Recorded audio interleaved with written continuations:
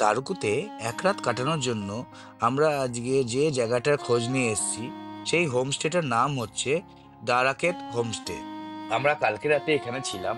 এখানকার খাবার দাবার থেকে শুরু করে রুমে অ্যারেঞ্জমেন্ট থেকে শুরু করে সবকিছু খুবই ভালো ছিল। তোমরা একদিনের জন্য যারা ঘুরতে এসে পাহাড়ের বুকে নির্জনতার মাঝে পাখির ডাকের সাথে নিজেদের সকাল শুরু করতে চাইছো, তারা অবশ্যই এই হোমস্টেতে ভিজিট করো। এই হোমস্টের আরেকটা বৈশিষ্ট্য হলো, তোমরা ব্যালকনিতে বসে কাঞ্চনজঙ্ঘাকে দেখে তোমাদের টাইম কাটাতে পারবে।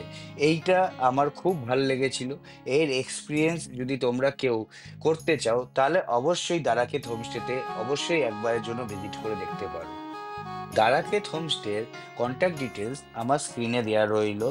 যারা একদিনের জন্য সিকিমে এই শান্তির পরিবেশকে উপভোগ করতে চাও, তারা অবশ্যই এখানে কন্ট্যাক্ট করে বুক করে দেন তোমরা এখানে আসতে পারো।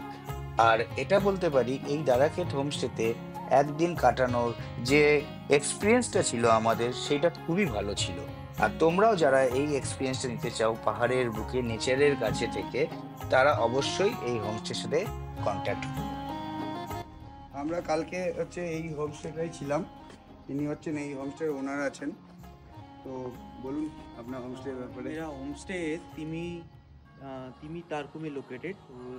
इट्स लाइक 3 किलोमीटर्स फ्रॉम तिमी टी गार्डन। और होम स्टे डाराखेत होम स्टे।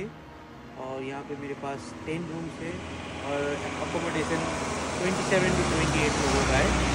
तो आप लोग अपना हॉलीडे या फिर कोई भी पैकेजेस लेके यहाँ पे आ सकते हैं। You will have a great time here. बहुत बढ़िया হোমস্টেটা, খুব ভালো হোমস্টে ছিল। Thank you.